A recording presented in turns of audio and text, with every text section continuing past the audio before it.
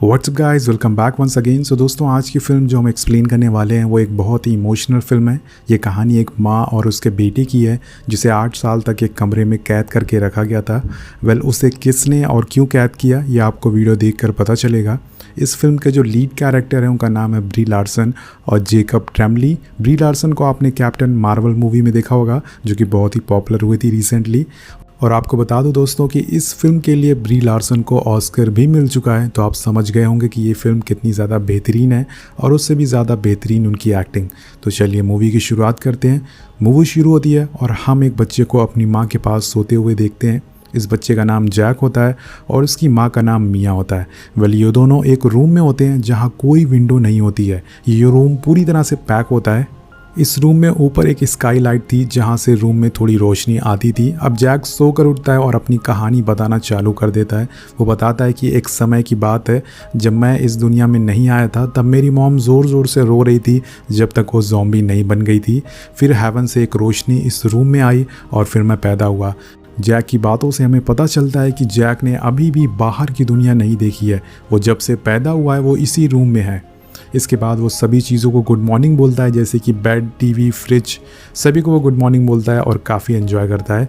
Jack का दोस्तों यहाँ पर आज बर्थडे होता है। वो 5 साल का हो चुका है, इसलिए उसकी मॉम मिया उसके लिए केक बनाती है। लेकिन उस केक में कैंडल ना होने की वजह से जैक मिया पर काफ़ी चिल्लाता है, लेकिन मिया उसे गले से लगा देती है। वो उस पर गुस्सा नहीं होती है और मिया को देखकर ऐसा लग रहा था कि मिया बहुत ही ज़्यादा उदास है, उसकी ज़िंदगी में कोई मकसद नहीं है।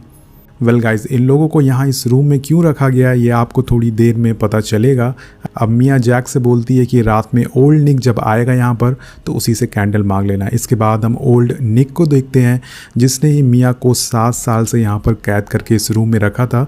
वो डेली रात में आता था और मिया के साथ ज़बरदस्ती करता था, जिसके बाद जैक पैदा हुआ था। जैक कभी भी यहाँ से बाहर नहीं गया था दोस्तों, इसलिए मिया ने उसे सारी सच्चाई छुपाई थी कि बाहर कोई असली दुनिया है। वो हमेशा उसे बताती थी कि हम लोग एक स्पेस में रहते हैं, एक आउटर स्पेस में रहते हैं, हमारे आसपास एलियन है। वो बताती थी कि जो भी तुम टीवी पे देखते हो वो सब फेक है, वो सब नकली है। जो ट्रीज, समुंदर, आदमी जो भी हम टीवी पे दिखाए जाते हैं वो हर चीज़ नकली है। उसके बाद हम ओल्ड निक को देखते हैं जो कि सारे फूड वगैरह सारी सप्लाई लेके मिया के पास आता है। मिया उससे विटामिन के बारे में पूछती है। एक्चुअल में दोस्तों जैक बहुत ही ज़्यादा कमज़ोर होता है क्योंकि उसे सनलाइट और बाहर की फ्रेश एयर नहीं मिल रही थी, इसलिए मिया उसे विटामिन की गोलियां खिलाती थी। लेकिन आज ओल्ड निक उसके लिए वो गोलियां नहीं लाया होता है, तो वो बताता है कि मेरी 6 महीने से जॉब चली गई है और मैं इन सब फालतू सामान पर पैसे नहीं खर्च कर सकता हूँ। अब रात में हम जैक को देखते हैं जो कि अपने क्लोजेट से बाहर निकलता है और वो देखना चाहता था कि ओल्ड निक दिखने में कैसा इंसान है, क्योंकि उसने अभी तक उसे देखा नहीं था।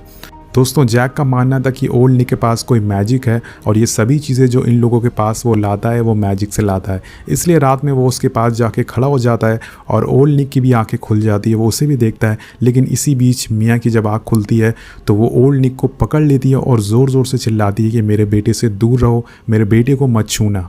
ये सारी चीज़ें देखकर ओल्ड निक उसे थप्पड़ मारता है और वहाँ से चला जाता है। यहाँ पर हम एक माँ को अपने बेटे के लिए प्यार दिखाते हुए देखते हैं जो कि बहुत ही ज़्यादा इमोशनल होता है।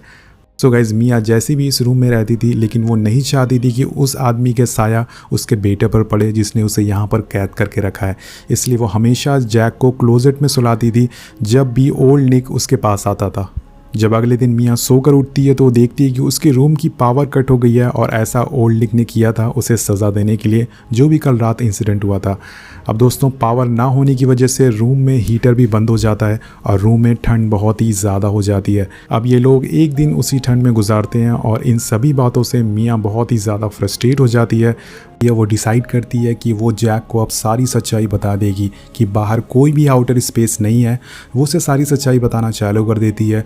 वो बोलती है कि जो भी तुम टीवी में देखते हो वो हर चीज़ वो रियल है। जो टीवी में तुम पिक्चर्स देखते हो, जो लोगों को देखते हो, वो हर चीज़ रियल है। इन सब चीज़ों को जानकर अचानक से जैक बहुत ही ज़्यादा परेशान हो जाता है क्योंकि अभी तक उसका मानना था कि ये सारी चीज़ें नकली हैं, ये सारी चीज़ें फेक है, ये सब बनावटी है। अब मिया उसे गोद में उठाती है और उसे स्काई लाइट पर एक पत्ती दिखाती है, एक लीव्स दिखाती है। जैक बोलता है कि लीव्स का कलर तो ग्रीन होता है, ये येलो कैसे हो गया है। और इन सब बातों को अचानक से जानकर वो मिया पर चिल्लाने लगता है और बोलता है कि तुम मुझसे झूठ बोल रही हो, तुम बार बार मुझसे झूठ क्यों बोल रही हो। अब अगले दिन जैक टीवी देख रहा होता है और जो जो चीज़ टीवी में आती है वो सारी चीज़ें वो मिया से पूछता है बार बार कि क्या ये सच है, यहाँ पर मियाँ दोस्तों एक प्लान बनाती है यहाँ से भागने के लिए। वो जैक से बोलती है कि वो उसके सर पर एक गर्म कपड़ा रखेगी जिससे कि उसका टेम्परेचर बढ़ जाए, और जब ओल्ड निक उसके पास आएगा तो वो उसे बेवकूफ़ बनाएगी कि जैक की तबीयत ख़राब है, और जब वो उसे हॉस्पिटल ले जाएगा तो जैक सभी को सच्चाई बता देगा कि वो लोग एक रूम में बंद है ताकि पुलिस उनकी मदद कर सके। और दोस्तों ऐसा ही होता है, जब अगले दिन उसके पास ओल्ड निक आता है तो मियाँ उसे बताती है कि जैक को बहुत ही ज़्यादा तेज़ फीवर है, लेकिन ओल्ड निक उसे बोलता है कि वो उसे हॉस्पिटल नहीं ले जाएगा, और वहाँ से वो बोलता है कि मैं इसके लिए अगले दिन दवाइयाँ लेकर आऊँगा जिससे कि ये ठीक हो जाएगा। तो वो जैक को बाहर जाने के लिए मना करता है, और यहाँ पर दोस्तों मियाँ का जो प्लान होता है वो फ्लॉप हो जाता है। लेकिन अगली रात वो एक और प्लान बनाती है। वो बोलती है जैक से कि तुम्हें एक्टिंग करना पड़ेगा कि तुम फीवर की वजह से तुम्हारी मौत हो चुकी है, और मियाँ उसे कारपेट में लपेट देती है ताकि जब ओल्ड निक आएगा तो उसे दफनाने के लिए बोलेगी, और जैसे ही वो ट्रक से उसे ले जाने लगेगा वो ट्रक से कूद कर भाग जाएगा और ज़ोर ज़ोर से पुलिस को बुलाएगा। ऐसा ही होता है दोस्तों, अगले दिन जब ओल्ड निक मेडिसिन लेके उसके पास आता है तो उसे पता चलता है कि जैक की फीवर की वजह से मौत हो चुकी है, और वो उसे देखना चाहता था, लेकिन मियाँ उसे जैक को छूने से मना करती है और बोलती है कि उसी की वजह से उसके बेटे की जान चली गई है। अब मियाँ को इतना ज़्यादा रोते हुए देखकर ओल्ड निक सोचता है कि वो सच बोल रही है, और वो जैक को ट्रक में रख कर ले जाने लगता है। अब ट्रक हिलने लगता है तो जैक को पता चल जाता है कि वो स्टार्ट हो गया है, और थोड़ी दूर आगे जाने पर जैक कारपेट को रोल आउट करके बाहर निकलता है और खुले आसमान और आसपास की चीज़ों को देखकर पूरी तरह से शॉक हो जाता है, क्योंकि उसने 7 साल से कभी भी ये सारी चीज़ें नहीं देखी थी। वो ट्रक से कूदने की कोशिश करता है, लेकिन ट्रक बहुत ही ज़्यादा स्पीड में होता है, तो कई टर्न लेने के बाद एक स्टॉप पर रुकने पर वो ट्रक से कूद कर भागने लगता है, और यहाँ पर ओल्ड निक उसे देख लेता है। जैक भागते हुए एक आदमी से टकरा जाता है, और वो आदमी जैक से पूछता है कि उसे क्या हुआ है, लेकिन वो कुछ बोल ही नहीं पाता है। इसी बीच ओल्ड निक उसे पीछे से आकर पकड़ कर ले जाने लगता है, और जैक उस आदमी से हेल्प बोलता है कि प्लीज़ मेरी हेल्प करो, मेरी मॉम की हेल्प करो। यहाँ पर वो आदमी को कुछ शक होता है और वो बोलता है कि मैं पुलिस को बुला रहा हूँ। पुलिस का नाम सुनते ही दोस्तों ओल्ड निक बहुत ही ज़्यादा डर जाता है और जैक को छोड़कर यहाँ से भाग जाता है। अब जैक अकेली वहीं ज़मीन पर पड़ा होता है, और थोड़ी देर में यहाँ पर पुलिस भी आ जाती है। यहाँ पर जो मेल ऑफिसर होता है वो बार बार बोल रहा था कि इस बच्चे को हमें चाइल्ड सपोर्ट में दे देना चाहिए, लेकिन जो लेडी ऑफिसर होती है वो इसकी बातों से डिनाई करती है और जैक से सारी बातें पूछने लगती है। जैक बहुत ही ज़्यादा डरा हुआ होता है, इसलिए वो अपनी सारी बातें बहुत ही अपना मुंह छुपाकर सारी बातों का जवाब दे रहा होता है। और पहले तो वो अपना नाम बताता है कि उसका नाम जैक है। अब लेडी उसे पूछती है कि तुम्हारी मॉम कहाँ है। वो बताता है कि उसकी मॉम एक रूम में है जिसमें कोई भी विंडो नहीं है। ये सारी बातें सुनकर उस ऑफिसर को समझ में आ जाता है कि इसकी मॉम को कैद करके रखा गया है, लेकिन प्रॉब्लम ये होती है कि वो उसकी मॉम को ढूंढेंगे कैसे। और इसके बाद जैक अपने मुंह से मियाँ का एक दांत निकालता है जिसे कि मियाँ ने उसे दिया था। अब लेडी ऑफिसर उसे पूछती है कि उसे कुछ भी बातें याद हो तो वो सारी बातें उसे बता दे।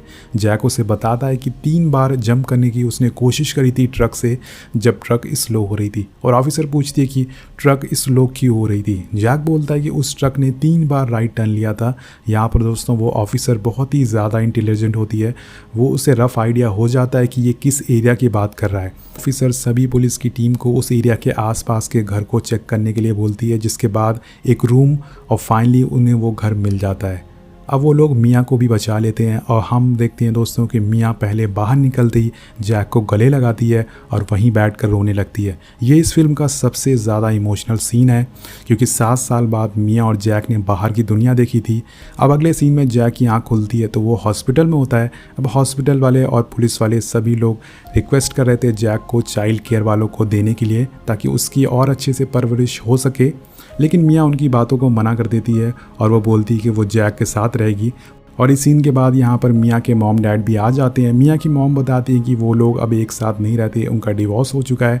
इसी बीच हमें टीवी से पता चलता है कि ओल्ड निक को भी पकड़ लिया गया है। हम देखते हैं कि जैक इतने सालों बाद बाहर आया था, इसलिए उसे एक मास्क और एक गॉगल पहनने के लिए दिया गया था, ताकि बाहर का जो इन्वायरमेंट है वो उसे धीरे धीरे करके फैमिलियर हो सके।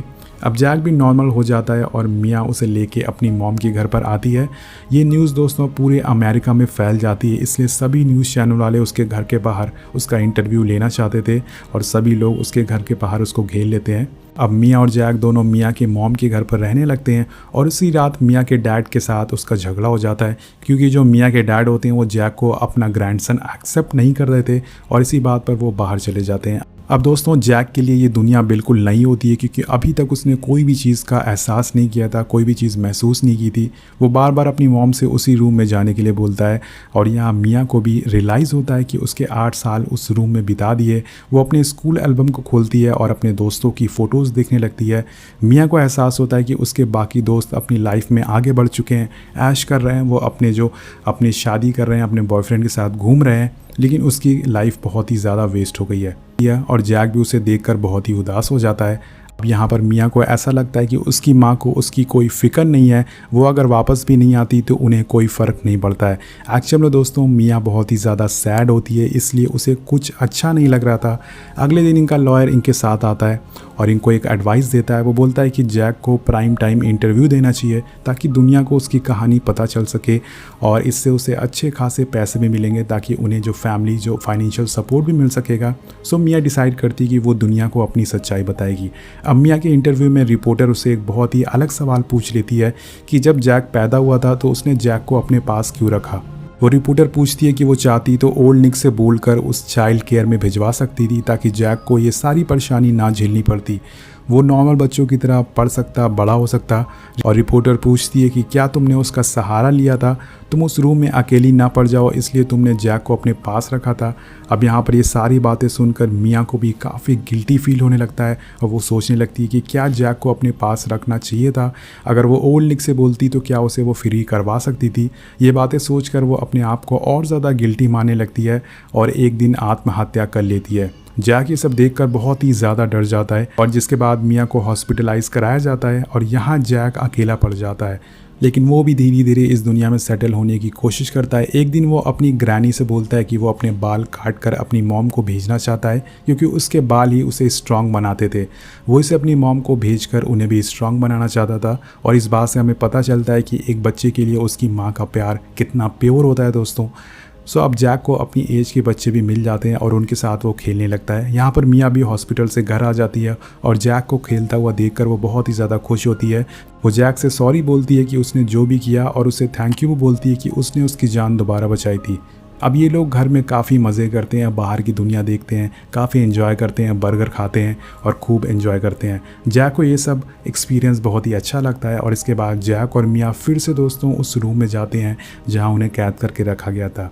वेल गाइस, जैक यहाँ पर आखिरी बार आना चाहता था। वो सभी चीज़ों को बाय बोलता है, जैसे कि अपनी चेयर और सिंक को, अपने बेड को, सारी चीज़ों को, अपने टॉयज़ को।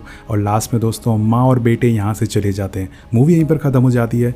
वेल गाइस, इस मूवी में जो माँ और बेटी की एक्टिंग दिखाई गई है वो काफ़ी ज़्यादा कमाल की दिखाई गई है और जो ब्री लार्सन ने एक्टिंग करी थी वो भी काफ़ी कमाल है, इसलिए उन्हें ऑस्कर मिला था। वेल, आपको मूवी कैसी लगी नीचे कमेंट करके ज़रूर बताइएगा और सबसे इंपॉर्टेंट चीज़, चैनल को सब्सक्राइब ज़रूर करिएगा। दोस्तों, आप एक चीज़ बताना चाहूँगा कि आप सभी लोग हमारे जो वीडियोज़ देखते हैं सिर्फ उनमें से 10% लोग सब्सक्राइब करते हैं, 90% लोग बिना सब्सक्राइब किए हुए चले जाते हैं। तो प्लीज़ चैनल को सब्सक्राइब ज़रूर करिएगा। मिलते हैं आपसे अगली वीडियो में। हमें इंस्टाग्राम पर भी आप फॉलो कर सकते हैं। Peace out.